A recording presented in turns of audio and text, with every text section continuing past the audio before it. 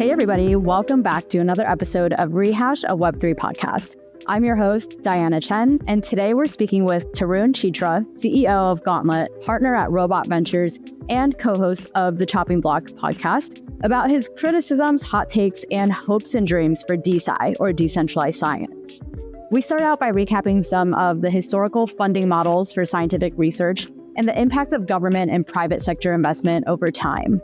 I then asked Tarun what some of the major issues were with traditional science funding and what led people to getting the idea to create decentralized funding structures for science. Tarun then shared some of his critiques of the current state of DeSci and its misaligned incentives, as well as the role of financialization, not just in DeSci, but in the broader crypto space, and what he's most excited about today. This was a really insightful conversation for me. I learned a ton, and it was great to hear Tarun's takes on what's happening now with DeSci and crypto more broadly, as well as AI, where he's been devoting a lot of his time currently. Tarun was nominated by Camille Vargas and voted onto the podcast by David Phelps, Anay Sim, Ernest Coe, Andy Boyan, Richie Bonilla, Triumph, and myself, Diana Chen. So without further ado, here is my conversation with Tarun. Hey, Tarun, welcome to Rehash. Hey. It's so good to finally get you on the podcast. Excited to be here. So I know when Camille nominated you a few months ago, DeSci was kind of the hot topic, and you were doing a lot of tweeting about DeSci and all of your criticisms about it and stuff. And so that's the context, the background for this conversation is where this is coming from. I know it's fizzled out a little bit over the last few months, but I'm still personally really curious to hear your take on it. I feel like I've been following the DeSci space since like late 2020 or early 2021 and have seen some cool projects come through. But I know recently, and it's not just in DeSci, right? It's kind of like the whole market, like the whole crypto space has just turned a lot more financialized in a sort of like not great kind of way. Is my take, but I want to hear your take about it. But anyway, we'll just start from the beginning. So when we talk about DeSci, when we talk about traditional science, first of all, the way that traditional science normally gets funded is, I believe, mostly through grants, right? Yeah. So traditional science, I guess, is funded in a lot of different ways. But I'd say, yeah, the historical kind of main funding source in the last sort of 50 years, sort of since World War II, has definitely been government grants or sort of big government projects. There's a lot of great books on sort of that era of, big government projects that led to a lot of science research which then led to a lot of industrialization. And, I think, for instance, like The Making of the Atomic Bomb, which is a boring name for a book that actually went through a lot. And basically, I think at that time, this is, again, a little bit my stylized opinion, but I think the government kind of made a deal with a lot of scientists, which was like, hey, you built us a bomb and won the war, so we're going to fund a bunch of big research projects, whether it comes through the Department of Energy, whether it comes through kind of the National Science Foundation, et cetera. And I think during the Cold War, there was sort of this arms race of who could fund more science and fund more research. So there was kind of a nice feedback loop. At the same time, there was also a lot of private kind of industrialization. And so, you saw monopolies like Bell Corp, which was sort of the parent company of Verizon, Quest, whatever, all these telecom companies locally in the US before it was broken up for antitrust reasons in the late 80s. You saw a lot of them doing research that was taking science research and productionizing it and making it into products. And some of those products ended up becoming new science projects. So like, Bell Labs making the transistor because there was sort of like some physics kind of intuition that, hey, like you could make this sort of like steady, stable device out of this particular physics phenomena. That sort of also branched off on its own. So you kind of have like government funding, then you had sort of industrial research labs. And I think, and I'm only giving the post-World War II history. I would say the pre-World War I, between World War I and World War II is sort of muddled, but pre-World War I was not really institutionalized science. I think it was like a lot of rich benefactors, so like single individuals or sort of large families would donate, kind of, patronage model. There was certainly some industrial research. For instance, like pharmaceutical research was actually funded privately and to some extent a little bit by government, but it was not institutionalized as much until World War II. And there's sort of this natural thing of there was literally a science arms race of like who could stockpile the most. A little bit reminiscent to how people treat AI today, except I think back then people were funding science more, whereas now it's like everyone's just trying to hope that private companies figure it out. So I guess like what it's not exactly the answer you're looking for. And there still are private grants and stuff, of course. But I would say that the history of institutionalized science is very recent. And it's also very driven by war historically, like the feeling that, hey, like if we don't spend on this, then like our enemy will spend on it and beat us at it was a very big driver. And I think you saw when the Cold War ended in the 90s, a lot of really big research projects kind of lost government funding. So in physics, there was sort of this very famous case of the Texas Super Collider, which had, I think, been approved for funding in the 80s by Congress. And then Cold War ended, and then it kind of like never got built. But it was going to be bigger than the LHC, and which Large Hadron Collider in Geneva. And it was going to be built like 20 years earlier. So it took like, it kind of slowed down the pace of higher energy physics by like 20 years when that happened. Coincidentally, I would say that's like also the time when all these physicists went into finance. So maybe there's a very strong correlation between the two of those. But yeah, so I guess like there has definitely, I would say like privately funded science definitely work in some cases, but they have to be very targeted and kind of well-defined. Generally, government-funded science works a lot better for things that are very opaque and you don't really know what you're going to get out of it. And like maybe you discover that some insect produces some random hormone that actually cures some weird rare cancer, right? Like, well, first you have to study the insect in order to even figure that out, right? And so that type of stuff would be funded by governments, and then the latter part generally by industry. And so I think science has always had this like complicated relationship with politics, and war in general has benefited more or less from that. You can argue that even like the history of Silicon Valley is like basically really kind of a lot of the Cold War stuff was what led to Fairchild Semiconductor existing and sort of where we are today. I guess if we're entering a new era where that's not true, then I think, there's obviously a place for kind of these community and privately funded science vehicles to go. I think DeSci ironically kind of tried to do it too early, and then B kind of focused on the wrong things. Privately funded science has done really well on these super well-scoped problems. Like we're targeting one particular disease. We're going to fund, we're like a particular cancer foundation. We're going to fund research in this area. And it's very targeted. Like, ahead of time what you're studying. And I think the irony is that DeSci kind of chose these really large areas like longevity and things of that nature, where it's like, there are a lot of like kind of half ill-defined problems. They're not like super specific. And generally speaking, I don't think those work very well with privately funded dollars or privately funded currency. I guess that's sort of where my critique starts. I can talk about how that people have done in practice that is a little more scammy, but I don't know how much I'm well, I think the scammy part didn't really happen until recently, right? Like I want to say back like 4 or 5 years ago, there were some DeSci projects that seemed legitimate at least. And I don't know what happened to them. Maybe they just died off, but not in like a big rug pull kind of way. Like we haven't really been seeing that until recently, right? I would say the main thing is this also happens in normal science where, the life cycle of a scientist, at least, again, I don't know what that looks like in the next 10 years. So let's take a retrospective description, is like, you go do a PhD, you maybe do a postdoc, you get an assistant professorship, and then you kind of, if your department likes you, then you kind of get tenure. At each of those transitions, there is a sense in which you need to be working on projects and interests that are, there has to be enough of a general interest in your field in those areas. So like, for instance, if you work in a field and maybe you're working on a part of the field that was done 100 years ago, and like people kind of view it as like, there's not that much incremental progress that can be made. And maybe you're doing it because you love it, which is totally fair. You may not get a job, not because you aren't the most qualified expert in that sub area, but you may not get the job because just people kind of view that subfield as sort of done.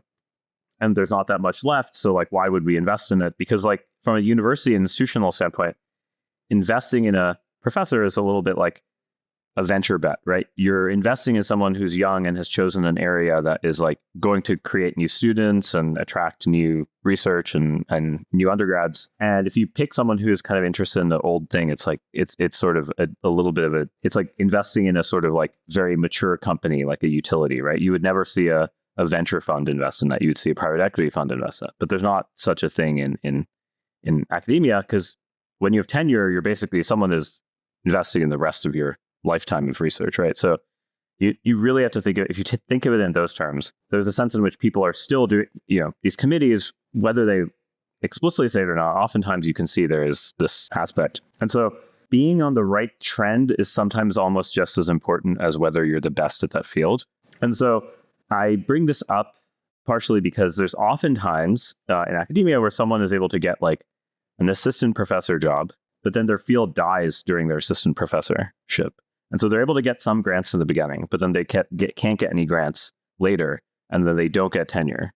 And like, if you go to, a big tech company or consulting company or in finance, you'll oftentimes find a lot of these people who like kind of almost made it, but then it didn't quite make it. And I think the DeSci stuff reminds me a lot of that. Now, I think oftentimes it's projects that sound really sexy that get funded, but like people don't understand the like all of the steps along the way and how expensive each step is. And, I think this is why in general science is funded on this sort of like milestone basis of like, here's a grand vision, but here's a milestone and here's how much money I need for this milestone. If I get to this milestone, here's another milestone. I need to get more money to fund it, ... right? Like this incremental step-by-step thing at least allows some oversight, some accountability, some proof that the person actually did the research.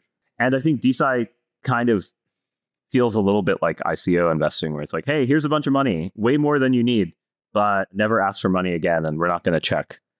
Like I think that's kind of the reason you saw a lot of the scammy stuff, to be honest. Yeah. So the original, whenever DeSci first became a thing, what was the original thing that they were trying to solve for that like traditional science wasn't doing? Because it doesn't sound like it was trying to solve for the fact that, like you were saying in traditional science, if you don't really jump on the thing that's trending at the moment to do research on, then you're not going to get funding. Or if the thing that you're getting funding for suddenly becomes out of vogue, then you can lose that funding to keep doing your research.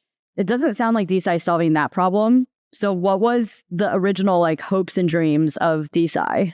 Yeah, so I would say if we even go back a little bit further than DeSci, I think post Cold War, and I really do think this like 90s Cold War, lots of funding kind of decreased from the US government, causing people to like leave academia in mass. There's sort of like how would I put it? There's sort of like this reconciliation where a lot of people who maybe didn't kind of pick the right fad or pick the right sub area were still kind of interested in science, but like they couldn't get what they were doing funded.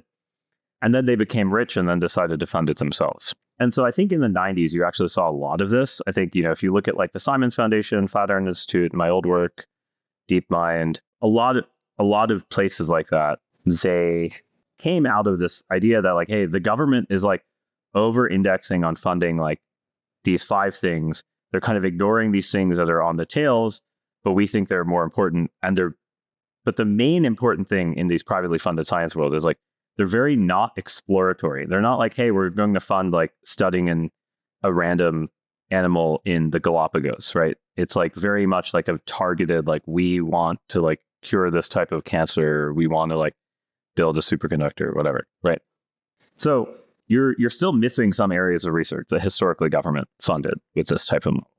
But I worked in that area where I worked for someone like that for 6 years, who was a billionaire, who basically didn't get tenure and then became billionaire and then funded research into doing sort of like protein folding and physics research. And then I kind of saw the other side of this where like, actually, like, hey, maybe this Bell Labs style thing where there's some private influence where people have some accountability, you might get faster learning rates. Like people are able to do experiments faster. There's less red tape. So people can like try kind of crazier ideas. And in general, I would say the outcome of the US reducing funding is that we have seen that happen, right? Like we had more Nobel Prizes won by non-academics in the last 5 years than the history of the Nobel Prize, right? So including my old boss from my first place I worked at. So I would say that like it's very clear the privately funded research after 30 years post Cold War, 35 years, has sort of reached kind of like the crescendo where like everyone just accepts it as a model. Now, again, I do want to point out that it is missing a lot of things, right? It's like extremely targeted and directed. And I think DeSci is like an evolution of that privately funded science model. except it's like trying to go back to like we are not really being very targeted, right? We're not. And in general, that's obviously fine and great. But like if you kind of have no accountability, then it really is just a meme coin. Like there's no real way of me guaranteeing that like people are using that money to go search versus just like spend on random stuff. And I think in general, this is sort of why historically longevity research as an investment has always been kind of poor, right? Like there've been tons of these longevity funds. None of them have really returned a lot. And I think the irony is that it takes someone with like some dogged determination, like single individual, like the Brian Johnson type of thing, to kind of push that type of field forward, as opposed to like designed by community and voting on these types of things, right? Like, and so I just generally think like DeSci has no soul in the sense that it doesn't know what direction to go. It's just like, here is a thing that sounds good. Let's just try to say, hey, we're going to do it. And like, we'll bring people around, but then we're not really going to check if they actually do anything, because designed by committee by DAO vote is too hard. And like, I feel like that it just feels like they have like the right philosophical idea, but like the worst execution possible. Fundamentally, when people think about science, I think they think about like experts. There's like peer review. It's a pretty hierarchical structure, I guess you can call it that, but for good reason. And when people think about DAOs and decentralized organizations, they think community vote, all these things. Like, how are these two things just fundamentally at odds with each other? Or is there a way that we can make DeSci work somehow? I think like one of the reasons I ended up in crypto was I just found a lot of like sub areas of research that like people hadn't really bothered exploring, like things people were doing in crypto that were like, there was some actual math behind it. It wasn't like fake, but they didn't really understand what that math was. And you could just write papers, post them online. A lot of early AI was also like this, right? Where like a lot of the early research in the 2010s was like not done by academics. It was like done by random engineers at companies. And so I think the early days of DeFi were like that, where like a lot of the research was written by people like me and others who are like not, who are not in academia.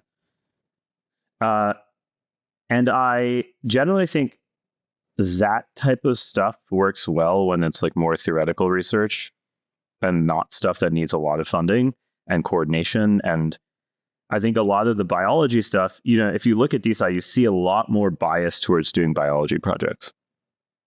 Biology projects are the highest capital intensity, but also like the lowest hit rate, right? There's, in general, it's like extremely low signal to noise ratio per dollar that you get, right? And there've been tons of papers about this, especially about the sort of like replication crisis in biology, of like how there's tons of papers where people try to replicate the results and it doesn't hold. And in some ways, to me, that's actually where a community science organization makes a lot more sense, right? It's like, hey, we can hold people accountable for what they're claiming in their research. And in the last 5 years, we've seen a lot of scandals erupted. Like, for instance, like Stanford's president was fired over faking data 2 years ago. Then, of course, there was Data Colada, which is like this like group of professors who would go replicate things and like find errors. And then, they got sued by one of the professors who like lost tenure because like they found a lot of like fraud in her work. And then they won the lawsuit, but took a while. Yeah. Or like Elizabeth Holmes or something. Well, that one is more egregious. Like that one is like there was not much science. Like these are actually the Stanford president one is actually the craziest, right? Because like this guy has 30 years of fake data and like use that to become president of a institution, right? Oh, like, wow. So like I think that one is like by far the craziest one. But I guess my point is like there's a sense in which accountability is actually extremely important. And decentralized systems are built around this notion of accountability, right? Like I have a fraud proof. I didn't reach finalization. My transaction was malformed, ... right? Like that is actually the thing it's good at. And in some ways, the fact that DeSci is like chosen this path that like completely elides that more or less tells you that like everyone working on it is not really like hasn't done any experiments themselves and like doesn't kind of see the like sexiness of like, oh, we did this experiment and cured cancer. But then they like don't see the like millions of steps you have to do along the way, and like how easy it is to mess up any one of them, let alone all of them. And I think that's sort of a lot of my critique also, is like the people who are most interested in DeSci seem to know the least about how science works. And like they always like find one or two professors or grad students to like be like rubber stamps for them. But like, look, no one like if there was like a really serious researcher who's like, I'm going to move all my funding to DeSci. But instead, I feel like you don't see that. Like you kind of see like people being like, I don't want to be associated with this. And except for people who can't get funding in any other way. And so there's kind of this like chicken and the egg thing, and its reputation is kind of bad. And it's really kind of sad in the sense that like the kind of, especially the bioprotocol token launch was like the scammiest thing ever, right? Like, I mean, clearly retail lost 98% on that, and all their investors were shilling it. It happened right before the time where people actually would probably want these community funded things, right? Like, because right now you're actually seeing a lot of people get defunded and like would be willing to do DeSci. But I'm sure 90% of these people read about the bioprotocol token and they're like, this is such a scam, I'm not going to be associated with it. It's just like, it is kind of a travesty because they did it in January. If they waited, if they didn't do it until now, I think they actually would have been able to build a real community product, whatever. But, you know, there was just like, to me, that was sort of that was sort of the thing that really stood out to me as like, something is off here, if that makes sense. Like, yeah. I think the timing part like strikes me as a challenge for DeSci as well, just because like scientific research takes so much time, years and years and years. And I just don't know that people in crypto have that sort of attention span. Like I feel like which is why it's hard to keep them accountable, right? Because like they get bored and forget. And they're like, I lost money on the token, I moved out, right? Like, exactly. Yeah. What about with regards to incentives? Like obviously I think where things went wrong with all the meme coin stuff was like around misaligned incentives. Can you talk more about that and what, like how you think incentives should be designed around a DeSci project? Yeah, I mean, first off, I think milestone-based funding. Look, and this reminds me of exactly Vitalik writing in 2018, right after the ICO boom. There were all of these posts by Vitalik about, okay, ICOs were a mistake. We need to have these like milestones. There was this thing called a DICO, which DAICO, which was like a milestone-based ICO. Obviously, it was too late because the market already crashed. People were never going to listen to it.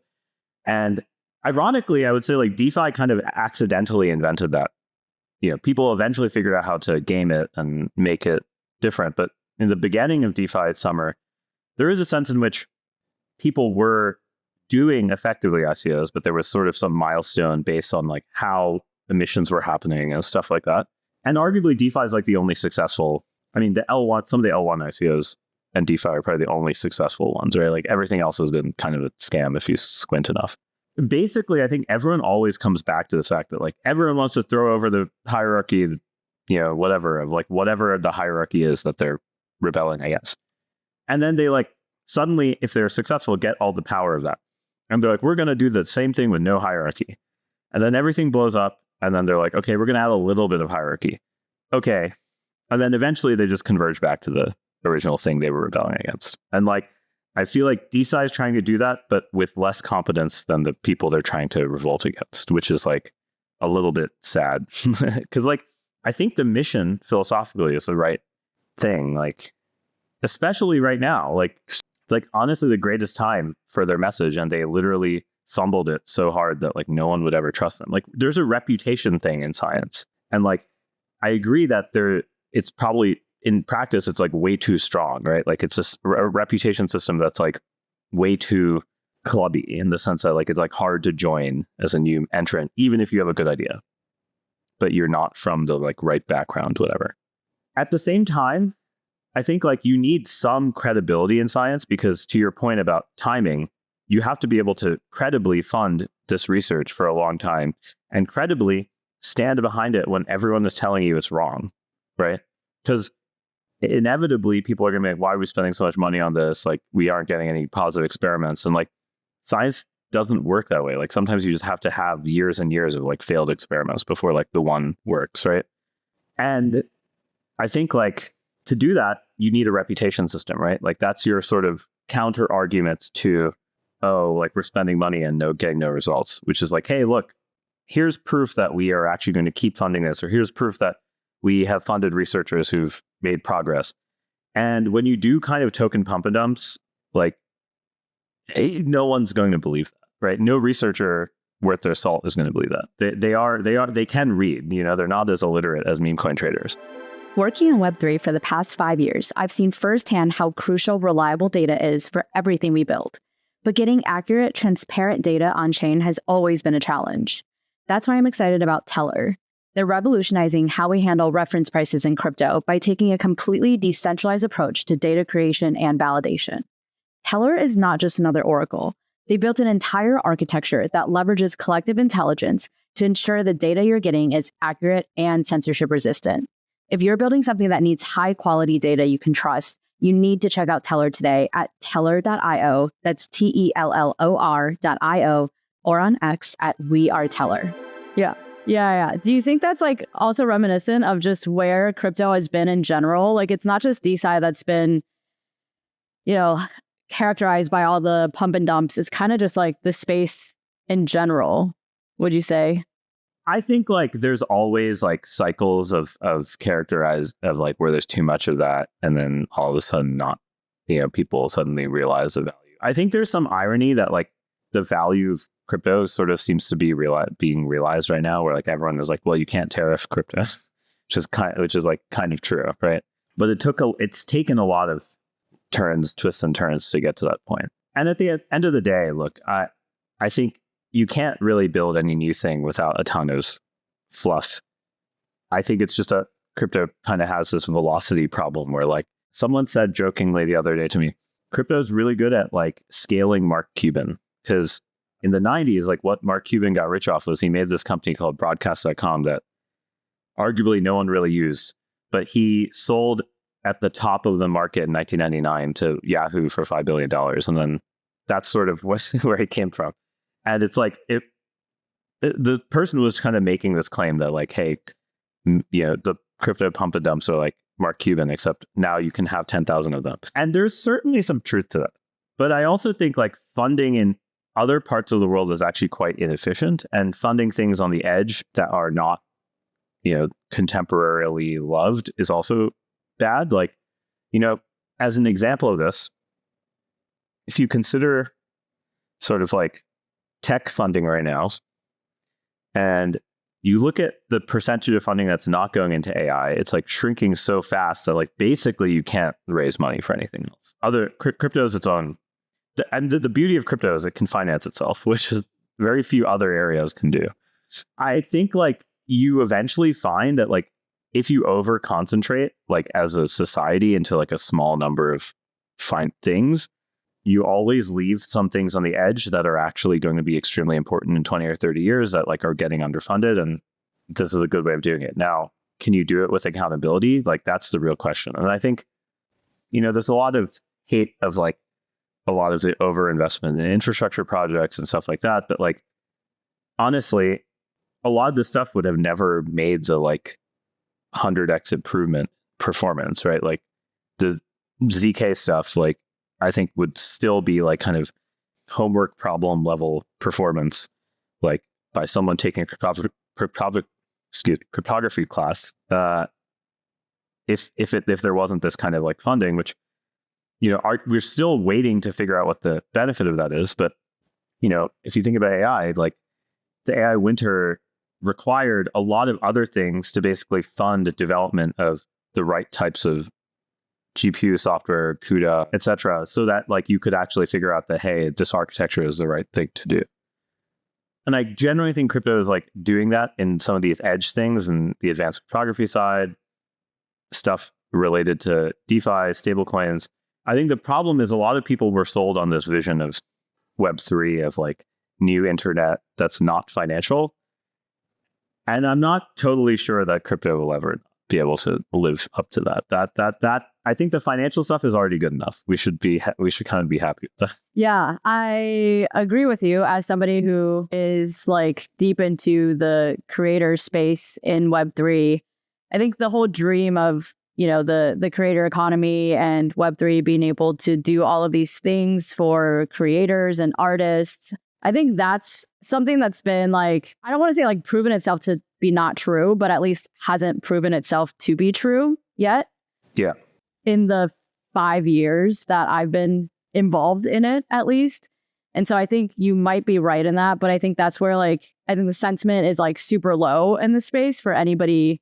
I mean, for everybody, honestly, but like, especially those who are like got into crypto being like, there's so much more to crypto than the financial side of things. And why does everything have to be so financialized? And why can't we, like apply decentralization to other use cases that are non-financial in nature? I think the thing is decentralized systems. So like centralized systems can enforce structure like accountability and like hierarchies and access control and stuff like that in a way that doesn't require explicit incentives. But decentralized systems inherently require some notion of incentives and penalties for every action to happen. And if you don't think about these systems and think about them in terms of designing incentives of how much there's a payment and how much there's a penalty, then you can't really get anywhere. But the problem is the moment you have these payments and penalties, you just basically look financial in some way. Like you can do all this, like a thing I sometimes when I give talk, why proving certain properties, like proving math properties of certain decentralized systems looks very different than classical mechanism design. There's kind of this dream that a lot of mechanism designers always have of like, hey, can we like do mechanism design without money? And the greatest success of this notion of mechanism design without money, which there's a lot of papers with a name, is kidney exchange. Like, how do we match people who are donating kidneys with people who need kidneys, and how do you do it in a fair way? And there's a notion of fairness you can come up with that doesn't require any notion of money. And there's sort of a notion of priority you can construct that doesn't require money. And so people have spent many years trying to like find other systems that look like this. And generally speaking, there are not that many. There's like the hospital resident matching system. There's like housing matching stuff.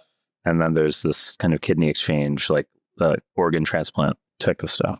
But generally speaking, most other things, every time you try to get these kind of fair balancing mechanisms, like you generally don't have really good metrics to measure things by. So like, why does the kidney exchange stuff work? Well, there's a lot of really easy things I can prioritize by. The blood type of the donor and the blood type of the recipient have to match. Okay, very easy thing to check. Mm-hmm. Or the, like the size of the kidney is people's like physically, like the volume is the same. Okay, great. Either you check. Okay, like this person time to death is expected 3 months. This other person's time to death expected 5 years. Okay, great. Another easy thing to check, right?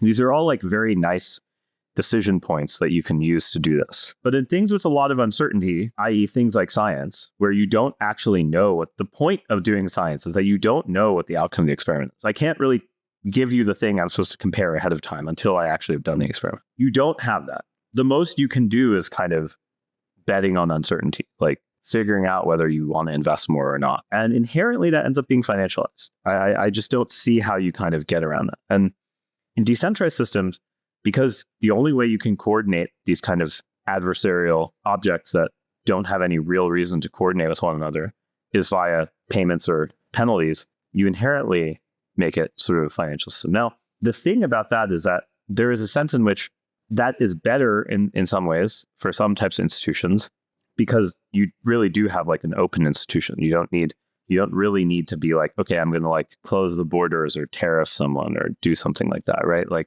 fundamentally, I think that actually is, so it's more fair in that sense.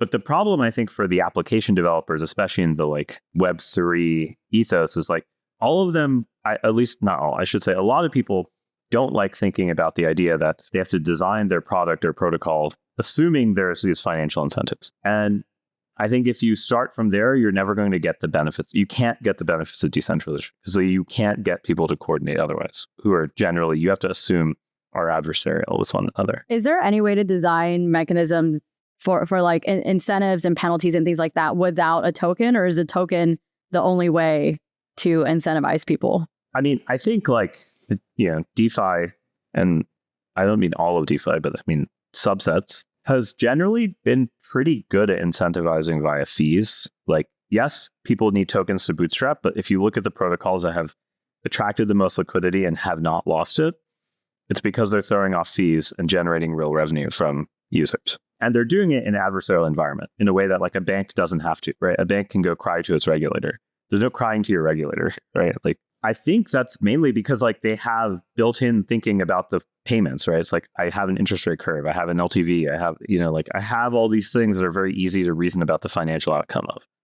Maybe not even that easy, right? Like, I mean, that's what I do all day. So I can tell you it's not that easy, but it's like, I was going to say, those are not things that like will be computed by the majority of people. I think about a world in which your AI assistant can help you with that. Fair. Yeah. Right? Like, it's not quite that like far. I mean, I don't think it's like tomorrow, but in 5 years, sure. And so my point is, I think like if these kind of like financial decisions can be offloaded from a person to this like assistant, automated assistant, then I think you can start getting into this like Web3 type of stuff. You can like design the incentives and you assume that the incentives are being executed by this AI that has like some constraints on it.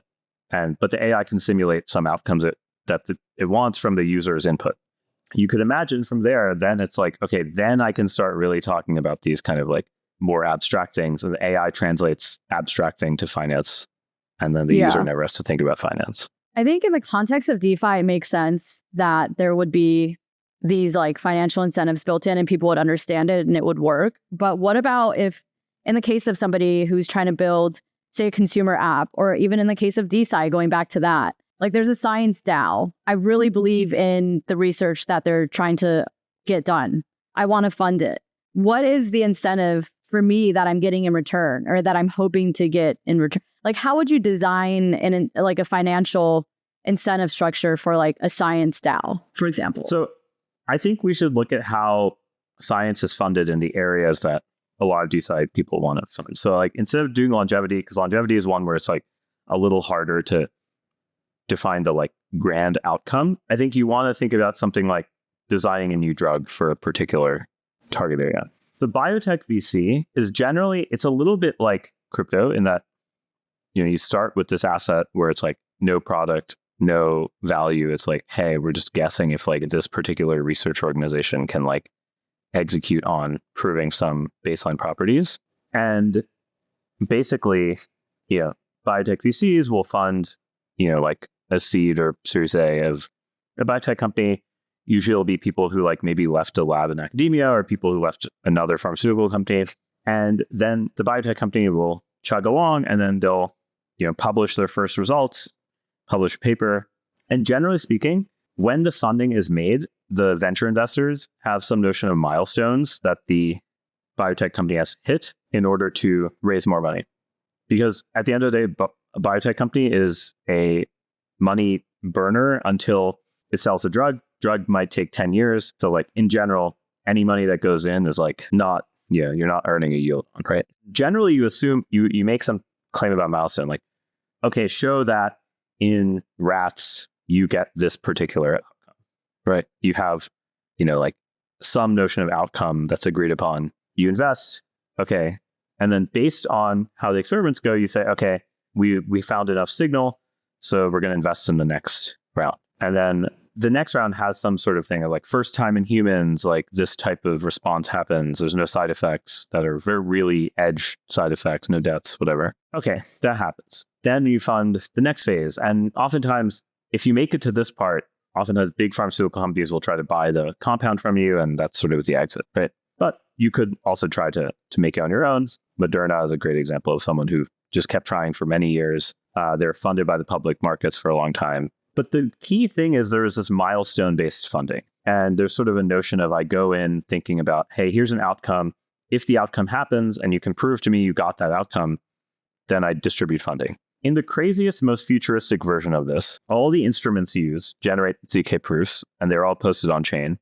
And then the experimental result, as soon as it's found, can be validated on chain, and then the money is dispersed automatically, right? Like that's like kind of the dream end state. Now, obviously, there's infinite ways that can go wrong, so I'm not going to try to advocate for it. I'm just trying to give you like a future where, like, if that were true, you could just automate this whole investment process the way you do in DeFi. But you have to have some notion of provable things that you can verify that are like this milestone was reached or not. And the point of the DAO is to add some subjectivity to that. okay, like we can't get a cryptographically high quality proof that this event happened, so we're going to have to use the DAO as an oracle. Well, great. The problem is an oracle for these science experiments requires some notion of interpretability. Like, can you read the paper? Can you tell me what the experiment was supposed to do? Can you tell me how this differs from the thing we thought would happen? And if you can't, then there's just sort of, you're just sort of shit out of luck, right? And so I think that's sort of where I am with this, is like, the point of these DAOs is to be sort of an oracle. But if they're an oracle where they can't interpret or understand the results, then like, what's the point? That's just like, I threw random, maybe I'm investing in random projects, but if I can't even verify that the projects are working, then like it's kind of a waste. And I think that's where I, in particular, find a lot of the stuff in DeSci like distasteful. Yeah, that's fair. Do you think are you hopeful for that to change in the future? Near-term future, no. Long-term future, yes. Okay. And what do you think is going to get us there? Like the development of AI that's going to spur, like, it sounds like the way you see it maybe is like the development of AI that we're seeing right now will eventually spur crypto to reach more of its potential. Then at that point, I would rather have the AI oracle versus the DAO. Okay. That chooses whether the experiment was correct or not, and then releases the funding.